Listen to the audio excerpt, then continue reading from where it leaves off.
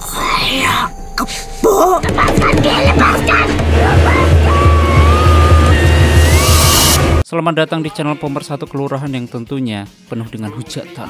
Apa kabar kalian semua? Semoga baik-baik saja dan ingat tetaplah sombong di dunia dan akhirat. Dan Story diawali pada tahun 1950 yang menceritakan tentang perseteruan sengit antara Brotoseno dan Cokrokusumo. Mereka sedang memperebutkan kekuasaan loji pusaka, yaitu menguasai benda-benda keramat. Mereka berlomba untuk mendapatkan kekuasaan itu di hadapan raja di dalam keratin. Namun sayangnya Brotoseno harus kalah karena Cokrokusumo berbuat curang yang menfitnah Brotoseno hingga akhirnya Brotoseno diusir dari keraton. Dan hal itu menyebabkan Brotoseno menyimpan dendam sangat besar kepada Cokrokusumo. Di sisi lain ada seorang perempuan yang sedang dipasung di sebuah kandang dan perempuan itu bernama Kanti, yaitu penyebab dirinya dipasung karena dituduh gila. Dia selalu membawa masalah di desa itu karena dia dituduh sedang mengandung anak iblis. Tiba-tiba ada orang tua dan sebut saja Ki Lurah memberikan makan kepada Kanti, namun di situ malah Kanti menolaknya. Kayak kebo. Lepaskan dia, lepaskan. Beberapa saat kemudian Ki Lurah tersebut memanggil Brotoseno untuk melihat Kanti yang sedang dipasung. Brotoseno lalu menemui Kanti dan ia langsung mengatakan bahwa Cokrokusumo lah yang melakukan semua ini kepadanya dan mengatakan bahwa Kanti tidak gila. Lalu Brotoseno membujuk Kanti agar mau ikut bersamanya dan dia berjanji akan mengobati Kanti. Aku tahu penderitaan. Kemudian Brotoseno membawa Kanti ke rumahnya dengan mengendarai sebuah delman, yaitu kendaraan terpopuler di zamannya tentunya. Sesampai di rumahnya, Kanti dimandikan menggunakan kembang 7 rupa dan sambil dinyanyikan lagu-lagu Jawa mistis.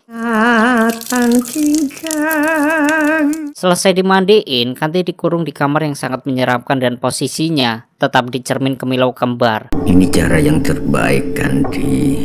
Dan ia pun langsung dipasung lagi oleh Brotoseno. Setelah itu Kanti ditinggal sendirian oleh Brotoseno dan Sadi. Sadi yaitu anak laki-laki yang sering membantu Brotoseno atau sebut saja anak buahnya lah.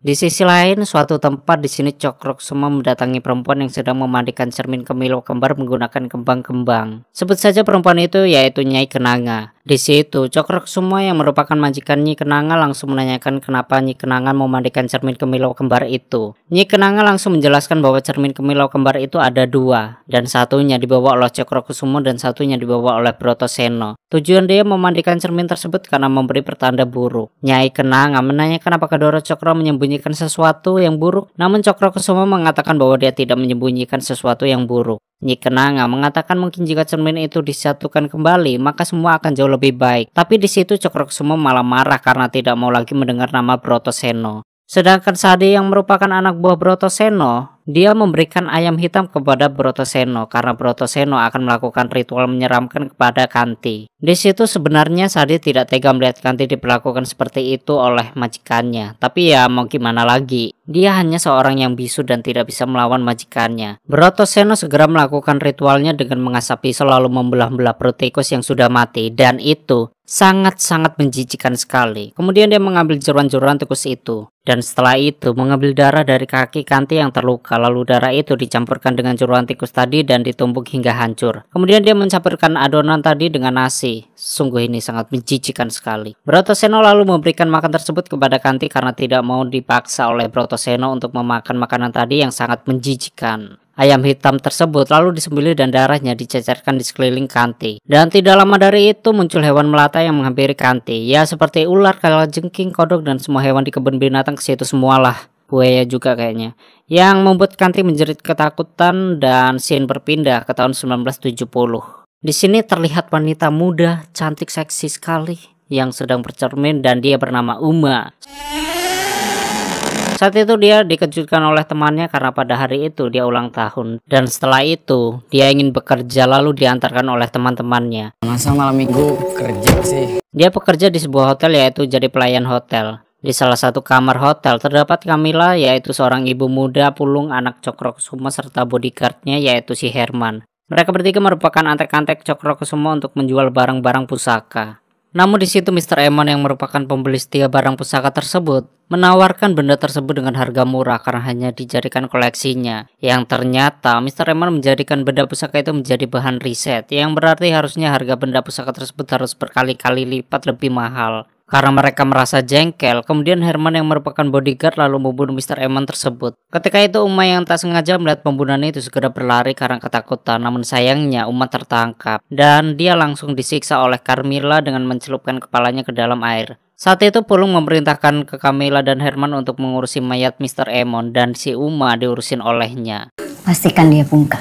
Bahkan di saat itu juga Pulung berniat memperkosa Uma. Dan anehnya tiba-tiba warna mata Uma menjadi merah ketika Pulung pun tewas karena lehernya langsung dipatahkan oleh Uma. Oke, kita comeback ke masa lalu yang dimana Brotoseno memasukkan kelabang-kelabang ke dalam baju Kanti dan segera menyembelih ayam hitam dan darahnya pun dipaksa masuk mulut ke Kanti. Ini dilakukan agar Kanti menjadi sosok kuntilanak dan agar bisa membalas dendam kepada Cokrokusumo. Esok harinya, keluarga Cokrokusumo berkumpul karena sedang berduka atas kepergian anaknya yaitu Pulung. Sebenarnya Cokrokusumo tidak terlalu peduli terhadap kesaktian benda-benda pusaka, namun dia hanya berpikir uang serta harta, sehingga dia melakukan bisnis gelap itu menjual barang-barang pusaka. Secara ngawur, Herman dan Carmilla yang membantu Cokro yang menjual barang-barang pusaka mengatakan mungkin kematiannya Pulung ada sangkut pautnya dengan bisnis tersebut. Mereka berdua ingat dan menduga bahwa Uma yang membunuh Pulung, yaitu adalah anak Brotoseno, dan mungkin mereka berniat menyaingi bisnis benda pusakanya. Namun Cokrokusumo tidak percaya begitu, soalnya dia tahu bahwa Brotoseno nggak mungkin punya anak, soalnya selama ini Brotoseno belum pernah menikah. Nyi Kenanga memberitahu kepada Cokrokusumo bahwa cermin mulia kembar tersebut selalu memberikan tanda-tanda buruk. Dan di saat itu juga Cokrokusumo meminta Nyi Kenanga untuk memindahkan cermin tersebut di rumahnya.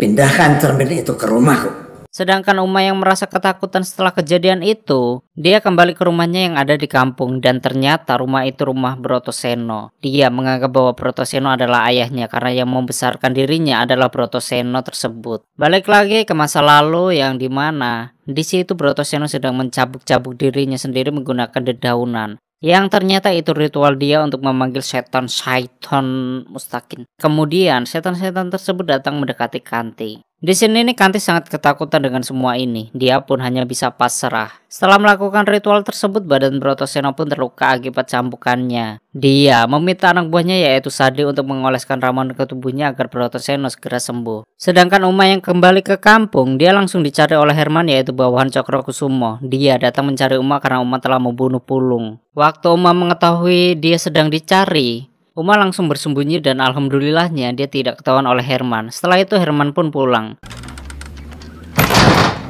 Ketika Herman pulang, di situ Uma nangis. Ia beranggapan bahwa dia hanya membawa masalah dan saat itu pula Brotoseno menenangkannya. Sedangkan Nyi Kenanga untuk yang ketiga kalinya yang dimana dia menyarankan untuk menyatukan cermin Kemilau Kembar dan agar dia bisa damai dengan Brotoseno. Namun di situ Cokrokusumo malah menolaknya karena dia juga menyimpan dendam.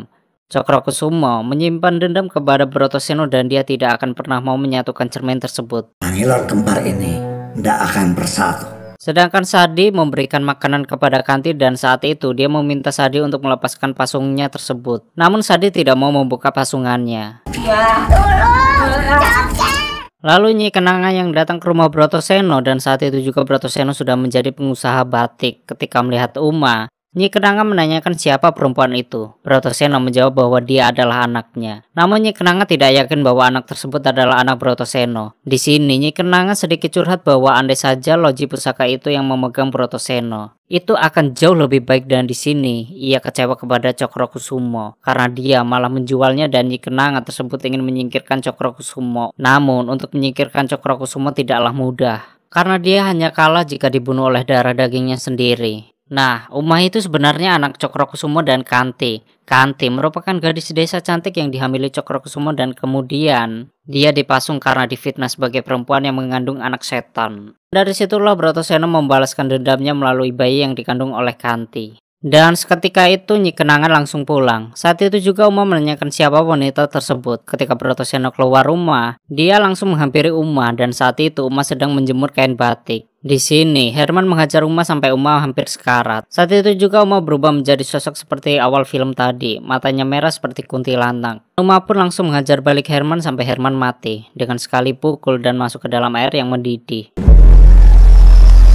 Saat Brotoseno kembali, Sadi yang melihat kejadian tersebut langsung menceritakan kepada Brotoseno dengan gerak tubuhnya. Jadi kita flashback lagi yang dimana Kanti masih dipasung. Di sini Uma belum lahir dan masih di dalam kandungan Kanti. Saat itu Sadi masuk menjenguk Kanti dan memberikan dia makan. Namun di sini Sadi kasihan terhadap Kanti yang dijadikan Brotoseno untuk membalas dendam. Tapi ya karena dia bawahan, dia nggak berani melawan Brotoseno. Saat Kanti mengeluh kakinya sakit waktu dipasung, Sadi yang merasa iba lalu melepaskan pasungan tersebut. Saat pasungan itu dilepaskan, Kanti di sini malah mencoba membunuh diri menggunakan tusuk kondenya. Itu dilakukan dia karena sudah tidak tahan terhadap hidupnya karena hanya dijadikan objek untuk balas dendam. Saat itu juga Sadi mencoba menahannya walaupun tangannya Kanti sudah teriris. Tak lama kemudian Brotoseno datang dan menyalahkan Sadi. Dia mengira bahwa Sadilah yang akan membunuh Kanti. Setelah itu tangan Sadi ditusuk menggunakan tusuk konde milik Kanti. Dan kita kembali ke masa depan lagi. Ya bolak-balik lah, bodo amat. Yang dimana Nyi Kenanga berbincang-bincang bersama Carmilla. Dia mengatakan jika Carmilla sudah terlalu jauh mengikuti bisnis gelap yang dilakukan Cokrokusumo. Carmilla juga mengatakan sekarang dia merasakan bahwa Brotoseno mengirimkan sesuatu buruk kepada Cokrokusumo sehingga bisnis gelapnya terancam. Dan dia tidak tahu siapa yang lebih kuat dari kedua orang itu,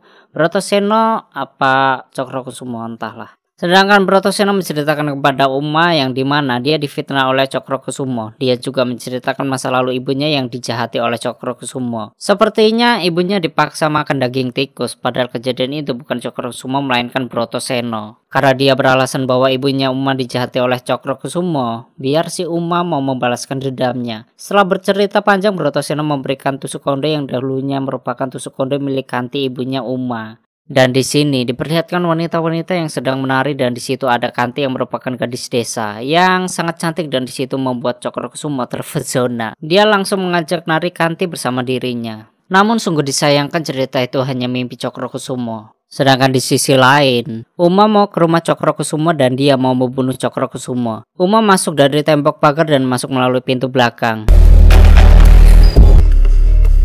Di situ dia langsung masuk ke kamar Cokrokusumo dan langsung menusuk menggunakan pisau yang dibawanya. Namun sayangnya ternyata hanya guling yang dikira adalah Cokrokusumo. Dan ketika itu dia langsung dibius oleh Nyi Kenanga dan Nyi Kenanga langsung membawanya pulang ke rumahnya, yaitu rumah Brotoseno. Di situ juga Nyi Kenanga menceritakan bahwa Cokrokusumo ketakutan dan memilih pergi sebelum Uma datang. Tetapi nanti dia datang kembali ke rumahnya. Lalu Nyi Kenanga diajak masuk ke sebuah ruangan yang dimana ruangan tersebut berisi cermin kemilau kembar. Sedangkan Kanti, dia sedang bunuh diri. Dia menggantungkan dirinya menggunakan tali dan dia pun langsung mati. Lalu Brotoseno datang sambil marah yang mengetahui Kanti mati. Dia langsung membelah perut Kanti yang sedang hamil sehingga lahirlah Uma. Sedangkan Uma berbicara kepada Brotoseno bahwa dia ingin melakukan balas dendam terhadap Cokrokusumo. Mendengar hal tersebut membuat Brotoseno senang karena Uma mau membalaskan dendamnya. Dan Brotoseno pun membiarkan Uma pergi dengan membawa keris yang ada di rumahnya. Sebelum Uma ke rumah Cokrokusumo, dia pergi dulu ke makam ibunya. Dan tidak disangka dia bertemu dengan Sadi yang sedang membersihkan makam tersebut. Di situ Sadi sadar bahwa Uma itu adalah anaknya Kanti. Dan Sadi memberitahu lagu Lingsir Wangi kepada Uma lalu dia membacakan sekali menyanyikannya. Di situ Sadi menceritakan dirinya bahwa dirinya lah yang merawat ibunya. Namun karena Uma tidak tahu penjelasan Sadi, dia langsung marah dan langsung pergi dari makam tersebut menuju ke rumah Cokrokusumo. Sesampainya di rumah Cokrokusumo, Uma langsung dihadang oleh bawahan Cokrokusumo. Sebelum itu, si Sadi juga menghadangnya, namun Uma bersikeras untuk tetap akan membalaskan dendamnya. Di sini Uma langsung melawan anak buah Cokrokusumo. Dia juga dibantu oleh Sadi yang dari tadi mengikutinya dan mencoba menghadangnya untuk tidak membalaskan dendamnya. Sadi takut nanti Uma kenapa-napa karena Cokrokusumo mempunyai anak buah yang banyak. Setelah lepas dari anak buah Cokrokusumo, Uma langsung mau menusuk Cokrokusumo dari belakang menggunakan keris. Namun langsung ditangkis oleh Cokrokusumo dan terjadilah pertempuran yang dahsyat antara Uma dan Cokrokusumo. Sedangkan Sadi, dia masih melawan bawahan Cokrokusumo dan sayangnya dia tertusuk dan meninggoy. Pertarungan antara Uma dan Cokrokusumo masih berlangsung sangat sengit. Karena Cokro yang pintar silat, di sini Uma bisa dilumpuhkan oleh Cokrokusumo. Uma yang sudah tidak berdaya, dia langsung menyanyikan lagu Lengser Wengi dan tiba-tiba keluarlah Kanti dari cermin kemilau kembar yang berada di rumah Brotoseno. Di situ juga Brotoseno merasa senang dengan hal itu karena balas dendamnya berhasil. Dan saat Kanti sudah berada di rumah Cokrokusumo untuk membantu Uma, Cokrokusumo di situ nampak ketakutan akan hal itu. Kerennya lagi, saat Kanti berteriak, di situ bahwa kejauhan Kanti mengiris lengannya sendiri dan menusuk-nusuk tubuhnya sendiri. Ketika Kanti sudah di depan Cokrokusumo, Cokro yang dari tadi ketakutan, dia berniat lari. Namun tiba-tiba datang Uma dan dia langsung menusuk Cokrokusumo menggunakan tusuk konde Kanti yang digunakan dia di kepalanya. Sampai Cokrokusumo pun mati. Setelah itu tiba-tiba Uma muntah mengeluarkan belatung dan disitulah tamat. Silih berganti dimasuki tapi kagak mati. Bergoyang lagi lanjut sampai pagi. Oke, seperti itulah story film Mangku Jiwo. Bagi kalian yang filmnya ingin di storyin, silahkan tulis di komentar. Terima kasih sudah nyimak video ini sampai habis. Terus support channel ini dengan berbagai cara yang kalian bisa. And stay on this my channel. Jangan kemana-mana, sampai ketemu lagi di video selanjutnya. Bye bye.